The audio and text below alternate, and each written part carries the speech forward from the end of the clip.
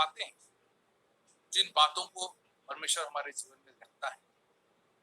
तो जब हम इस वचन को पढ़ते हैं, पहला कोरिन्थ दूसरा अध्याय 14 और 16, वहां पर वचन ये कहता है, परंतु शारीरिक मनुष्य परमेश्वर के आत्मा की बातों को ग्रहण नहीं करता, परंतु वे उसके लिए मूर्खता है और वह उन्हें समझ नहीं सकता, क्योंकि उसकी परख आत्मिक रीति से होती है। आत्मिक जन सब कुछ परखता है, परंतु वह स्वयं किसी मनुष्य के द्वारा परखा नहीं जाता, क्योंकि प्रभु का मन किसने जाना है कि उसे सिखाए, परंतु हम में परमेश्वर का मन है। आज यहाँ पर पौलुस दो प्रकार के लोगों को या दो श्रेणी के लोगों को आज यहाँ पर रखता है। दो श्रेणी के लोग, एक तो है जो शारीरिक मनुष्य है, जो सांसारिक मनुष्य है, अब परमेश्वर की बातों को ग्रहण नहीं करती। जैसे जैसे वो विज्ञान में आगे बढ़ता चला जाता है, उसके अंदर की कमजोरियों को देखकर संसार का ईश्वर यानी शैतान गलत फायदा उठाना शुरू कर देता है। किसी प्रचारक के विषय में आलोचना करवा देता है या सुनवा देता है, या कि ऐसे मंडली में उसे ले जाता है जहां पर सबों की आलोचना उड़ाया जाता है, उसके रंग रूप और कद को लेकर, उनके शैली को, उनके जुबान की शैली को लेकर, सब चीज को लेकर उनका ठट्ठा उड़ाया जाता है। उन्हें वैसे लोगों को उनके बीच में भेज देता है, और वो व्यक्ति अपने बुद्धि के अनुसार जब संचालित किया जाता है तो उसे लगता है कि सचमुच आज वो व्यक्ति जिसकी आलोचना हो रही है वो हमसे भी छोटा है। कई बार आपके अगुओं का भी आलोचना आपके सामने रखा जाता होगा कि फलना पादरी तो ऐसा है, फलना पास्टर तो ऐसा, फलना ब्रदर तो ऐसा है, ये है वो है, बहुत सारी बातें। उस समय शारीरिक मनुष्य जो आत्मा की बातों को ग्रहण नहीं कर लेती है और वो उसकी ऊपरी मनुष्यत्व को देखकर, उसकी ऊपरी समझ के अनुसार वो उसकी आलोचना में शामिल हो जाता है। ये बहुत ही गंभीर बात है। और दूसरी तरफ से वो व्यक्ति हैं जो आज बिल्कुल शारीरिक रूप से नहीं, आत्मिक ढंग से लोगों के विषय में सोचते और समझते हैं, आत्मिक रूप से, और वो बिल्कुल अपने आप को नहीं देखते कि आज वो कितना कमजोर हैं या कितना उनके पास में समझ है। वे लोग परमेश्वर की आत्मा की समझ की बाट जोते हैं, और वे लोग पवित्र आत्मा के अनुसार एक दूसरे के विषय में आलोचना करते हैं, जो कि उनकी सुधार की बातें, शिक्षा की बातें, ताड़ना की बातों को सामने रखती है। वे उसकी आलोचना करते हैं बिल्कुल सकारात्मक रूप से, पॉजिटिव रूप में। यदि उसकी कमी घटी आज ये है तो वो कमी घटी को वो लोग अपने में ढूंढते हैं, और यदि वो है तो उससे वे लोग उन्नत होने की प्रार्थना करते हैं कि प्रभु मुझे ऐसी अवगुण से दूर रखिए, मुझे ऐसे अवगुण से शोभा मत कीजिए, मेरे व्यक्तित्व को और भी ज्यादा चमकाइए। वचन इस प्रकार से कहता है कि आत्मिक जन सब कुछ को परखता है, सब कुछ को परखता है ना, सब कुछ को परखता है, छोटी से छोटी बात को परखता है। मतलब कहने का है कि यदि आप एक टेबल ले लेते हैं, एक मान लीजिए एक डाइनिंग टेबल है, डाइनिंग टेबल में बहुत सारे चम्मच, फोर्क, नाइफ, ग्लास, पानी का जग, पोस्टर, मैट, टेबल, बहुत सारी चीजें इस टेबल में रहती है। सबका काम अलग अलग है, सबका काम अलग अलग है। हम जब उसे देखते हैं तो हम खड़े होकर सब चीज को देखते हैं कि कौन कहां पर क्या है। मेरा इस उदाहरण का बोलने का तात्पर्य यह है कि आप एक आत्मिक व्यक्ति करता क्या है कि वो हर एक चीज को एक कॉमन प्लेटफॉर्म में रखता है।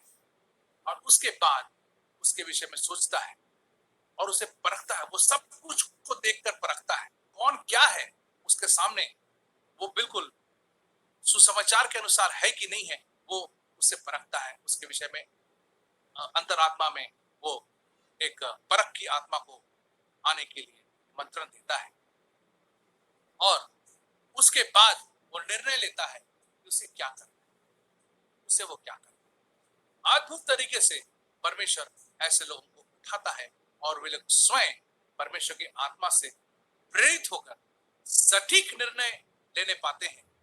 सटीक निर्णय यानी आज यदि कुछ आत्मिक बातें, आत्मिक गतिविधियां आज आपके सामने हो रही हैं, जो बहुत लोगों को, जो लोग सांसारिक है, उन्हें अच्छी नहीं लगती है या उन्हें चोट पहुंचता है या उनको लगता है कि वेस्ट ऑफ टाइम है, समय की बर्बादी है, तो वे लोग जो आत्मिक रूप से बढ़ रहे हैं, वे लोग कभी भी इसकी अवहेलना नहीं करेंगे। वे लोग सोचेंगे इसके विषय में कि इसमें हमारे लिए आत्मिकता क्या है, आत्मिकता क्या है। कुछ 2 साल पहले 2019 में पकड़ते हैं, जब ये पैंडेमिक शुरू हुआ। जब ये पैंडेमिक शुरू हुआ 2018 में, लोग केवल जाने सुने थे कि हाँ वुहान में, चाइना में ऐसा ऐसा हुआ था, ऐसा ऐसा हुआ था। उस समय अधिकांश मसीही लोग अपने मसीहत का और मसीहत को बड़े हल्केपन से लेते थे। हाँ चर्च जाते हैं, वचन पढ़ते हैं, मीटिंग चलते हैं वगैरह वगैरह। लेकिन जब ये पैंडेमिक हमारे जीवन में अपना आधिपत्य जमाना शुरू कर दिया, अपनी कुर्सी को मजबूत करना शुरू कर दिया, और जब गिरजे घर बंद होते चले गए और संगति करना मुश्किल हो गया और हम एक दूसरे से मिल नहीं पाते थे, प्रार्थना नहीं कर पाते थे, प्रभुभोज हमारे बीच में नहीं बांटा जाता था, तब लोगों के पैर के नीचे से जमीन हिल गया। उन्हें लगा कि अब तो हमारा क्या, कौन मेरे लिए प्रार्थना करेगा, कौन मेरे लिए आज मुझे प्रभुभोज देगा, कौन आज मुझे संगति देगा। और वो लोग बिल्कुल चिंता में पड़ गए। कईयों को ये ऐसा लगा कि अब मेरा अंत निकट हो गया है, अब मेरा कुछ नहीं होगा। लेकिन दूसरी तरफ एक आत्मिक व्यक्ति इस खुशहाली में जी रहा था जो पहले से वो इसके लिए तैयारी कर चुका था। मैं इस बात को कहना चाहता हूँ, जब ये पैंडेमिक नहीं था, लोग अपने पर्सनल मसीही जीवन लाइफ, निजी मसीही जीवन लाइफ को ज्यादा महत्व नहीं देते थे। जी हाँ, जो परमेश्वर देखना चाहता था, एक अच्छे सांसारिक पिता माता हमेशा अपने संतान को नजदीक देखना वो चाहता है या चाहती है कि वो उसके सामने रूबरू होने पाए, अपने सामने वो बच्चे के सामने बैठे और आलोचना करे कि किन बातों की इसकी आवश्यकता है। बोलो बेटा, तुमको कॉपी चाहिए, पेंसिल चाहिए, रबड़ चाहिए, दूध चाहिए, कपड़ा चाहिए, जूता चाहिए, जो भी चाहिए वो अपने बेटे के साथ बातचीत करना चाहता है। वैसे ही आत्मिक पिता हम में से हर एक के लिए अकेले में मिलना चाहता है, अकेले में। और वो चाहता है कि हम उसे पुकारें व्यक्तिगत रूप से। यहाँ पर कोई याजक नहीं, आप स्वयं याजक बन जाइए। यहाँ कोई पादरी नहीं, कोई पास्टर नहीं, कोई ब्रदर नहीं, कोई सिस्टर नहीं, आप और आपका परमेश्वर। इस बात को परमेश्वर शुरू से देखना चाहता है। आप याद कीजिए, अदम की वाटिका में चलिए, वहां पर जब ठंडे पहर में यानी तीसरे पहर में, यदि उसको देख सकते हैं, 3 बजे के बाद यदि देखते हैं, तो परमेश्वर स्वयं आदम और हवा के साथ मिलने के लिए उपस्थित होता था। क्यों? क्योंकि उसे संगति चाहिए, वो संगति का भूखा है। मेरी सृष्टि यदि मेरे साथ नहीं उठेगी बैठेगी, तो वो कैसी मेरी सृष्टि, कैसे मेरा संतान। एक जब सांसारिक पिता और माता अपने बच्चे के साथ मेल मिलाप करना चाहती है, तो क्या हमारा स्वर्गीय पिता नहीं देखना चाहता है?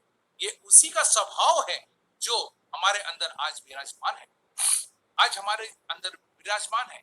वो देखना चाहता है कि मेरे बच्चे हमको कैसे पुकारते हैं। तो पैंडेमिक के पहले सब कुछ क्या था, बहुत ही कैजुअल था।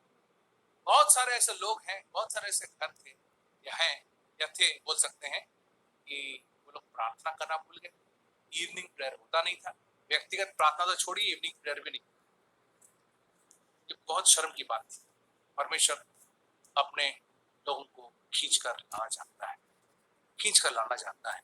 उसने इस पेंडेमिक को आने की मौका दिया। और आज देखिए, जो व्यक्ति बोल नहीं सकता था, जो व्यक्ति प्रार्थना नहीं कर सकता था, जो व्यक्ति वचन को पढ़ नहीं सकता था, जहां पर आप जिन घरों में बाइबल धूल चाट रही थी, मोटा परत जम जाता था, जम गया था, उसे आज हमें बड़े ही मजबूरी के साथ फूलों को झाड़ना पड़ता है और उससे पढ़ने की कोशिश करता है। भले हम उसे समझे या न जाने, लेकिन आज हम उसके लिए प्रयासरत हैं। हर एक घर में एक प्रार्थना का वेदी परमेश्वर ने सृष्टि कर दिया है। Praise the Lord. वो बहुत जबरदस्त परमेश्वर है। इसीलिए आज वो व्यक्ति जो आत्मिक रूप से पहले से अपने आप को परमेश्वर के साथ चलने के लिए उंडेल दिया है, वो इस पैंडेमिक की आत्मिकता को समझ रहा है, और जो नहीं समझ रहा है वो इस पैंडेमिक को कोस रहा है। वो कोस रहा है, रो वो प्रार्थना में कोसता रहता है, हे प्रभु इस पैंडेमिक को हटाइए, जल्दी हटाइए, मुझे बहुत तकलीफ हो रही है, मैं बाहर नहीं जा सकती हूँ, मार्केटिंग करने नहीं सकता हूँ, बाजार नहीं कर सकता हूँ, वगैरह वगैरह। जो सांसारिक बातें वो नहीं कर पा रहे हैं, आज उसकी मांग वो करते हैं। जी हाँ मेरे परमेश्वर के लोगों, ये बहुत जबरदस्त चीज है। यदि हम इसके प्रति सचेत न हो जाएं और हर एक वो घटना, हर एक वो व्यवस्था, हर एक वो वातावरण को यदि हम परमेश्वर के दृष्टिकोण से ना समझने की कोशिश करें, तो हमारे अंदर वो स्वर्गीय सोच और समझ परमेश्वर उत्पन्न नहीं करेगा। जी हाँ, वो नहीं करेगा, वो नहीं करेगा।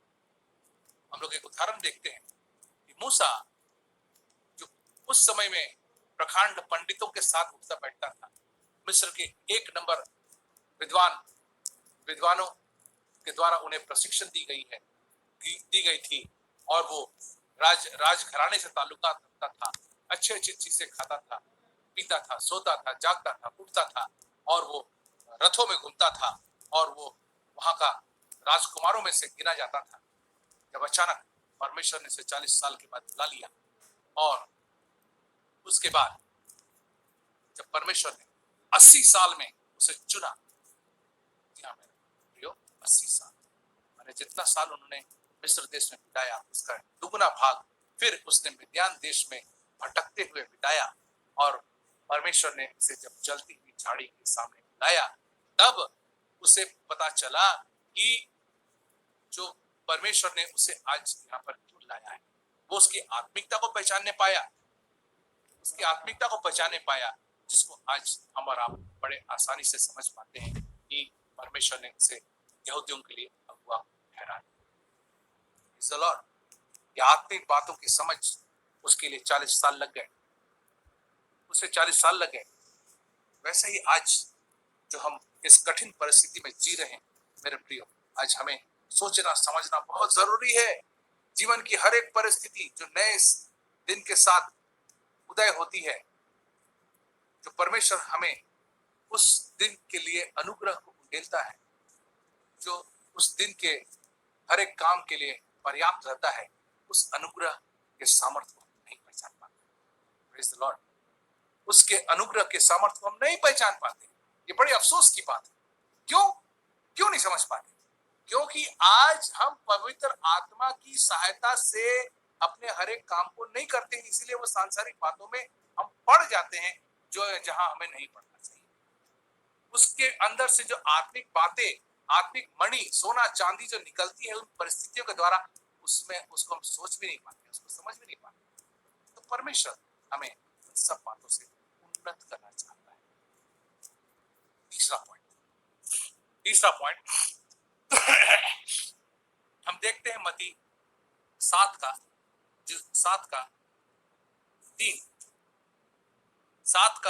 3 से 5, वहां पर क्या लिखता है? तू क्यों अपने भाई की आंखों की तिनके को देखता है और अपनी आंखों का लट्ठा नहीं सूझता? अथवा तू अपने भाई से कैसे कह सकता है, ला मैं तेरे आंख के तिनके निकाल दूं, जबकि देख लट्ठा तो स्वयं तेरे आंख में है। हे पाखंडी, पहले अपने आंख का लट्ठा निकाल ले, तो अपने भाई की आंख का तिनका निकालने के लिए जो स्पष्ट देख सकोगे। जी हाँ, परमेश्वर आज हमें बतलाना चाहता है कि हम अपने पापों से तौबा करें। जी, पापों से तौबा करें,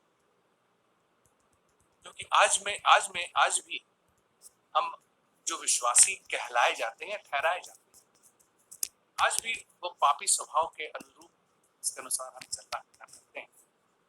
और ऐसा हो जाता है कि हम उसको बड़े हल्के में लेते हैं, उसको बड़े हल्के में लेते हैं कि अरे चलेगा, परमेश्वर हमको माफ कर देगा, अनुग्रहकारी परमेश्वर है, दयालु परमेश्वर है, हमें वो माफ कर देगा।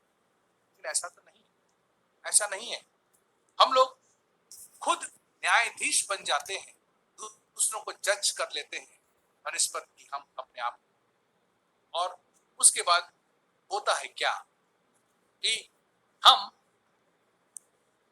दूसरों के लिए एक सिरदर्द बन जाते हैं, क्योंकि उनकी नजर में आज हमारे जीवन में बहुत सारे ऐसे पाप उनको दिखाई देती है जिसके लिए हम परमेश्वर के लिए ठोकर का कारण बन जाते हैं। आज इस वचन के द्वारा जब परमेश्वर कहता है कि हे पाखंडियों, पहले अपने आंख का लट्ठा निकाल ले, तब अपने भाई की आंखों के तिनके निकालने के लिए स्पष्ट देख सकेगा। यानी यदि हम अपने पापों को मान लेते हैं और उसको मानने के बाद उससे हम कटने लगते हैं, उसके अनुसार हम नहीं चलने की कोशिश करते हैं, और उसके बाद हम नम्र और दीन बनकर परमेश्वर के सामने खड़े हो जाते हैं, तब ही हम दूसरों की आंख के लट्ठा को निकाल पाएंगे, उसके आंख के लट्ठा को निकाल पाएंगे। जी, क्योंकि जो पाप हम कर रहे हैं यदि वही हमें नहीं दिखा तो हमारे अंदर एक शुद्ध हृदय उत्पन्न नहीं होगा। और शुद्ध हृदय उत्पन्न होना बहुत जरूरी है, क्योंकि हमें तभी दूसरों के लिए सुधार का कारण ठहर पाएंगे। यानी हम दूसरों को दिखा पाएंगे कि हाँ, सचमुच हम अपने पापों से दूर हट गए हैं, आज मैं एक बदला हुआ इंसान, एक नई सृष्टि हूं।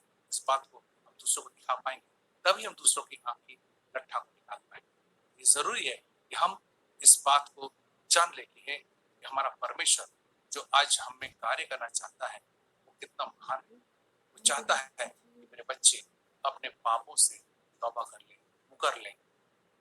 जरूरी है कि हम परमेश्वर के साथ उसके दृष्टिकोण में, उसके दर्शन में चलें, क्योंकि परमेश्वर जिन बातों को हमारे लिए रखा है, क्या हम आज उसके अनुरूप चल रहे हैं? क्या हम उसके अनुसार चल रहे हैं? परमेश्वर एक टूटा हुआ बर्तन को इस्तेमाल कर लेगा, एक पछतावी बर्तन को इस्तेमाल कर लेगा, लेकिन पापमय बर्तन को कभी इस्तेमाल नहीं। लॉर्ड, बहुत जरूरी है। आज हम वचन का ज्ञान कितना भी रख लें, कितना भी समझ हमारे लिए ऊपर हो जाए, कितना भी समझ हमारे लिए बहुत ही पैना हो जाए, दूसरों की नजर में मैं बहुत अच्छा प्रचार कर लूं, दूसरों के सामने बहुत अच्छे गीतों को गा लूं, लेकिन स्वयं यदि इस वचन रूपी आईना में अपने आप को देखता हूं और उस समय ये वचन हमसे बातें करता है, तो उसका नजरअंदाज न करें, क्योंकि आज हमें अपने आंख के लट्ठे के विषय में सोचना है, दूसरों के लिए नहीं। जब तक हम खुद ऐसा न करें, परमेश्वर हमें इस्तेमाल नहीं करेंगे और ना ही वो हमें सुशोभित करेंगे, क्योंकि हम उसके जैसा नहीं बन पाएंगे। हम अपने उन गलत आदतों के ऊपर विजयी न होने पाएंगे। हम और भी अधिक इसके विषय में गंभीर होते चले जाएंगे कि आज परमेश्वर हमारे जीवन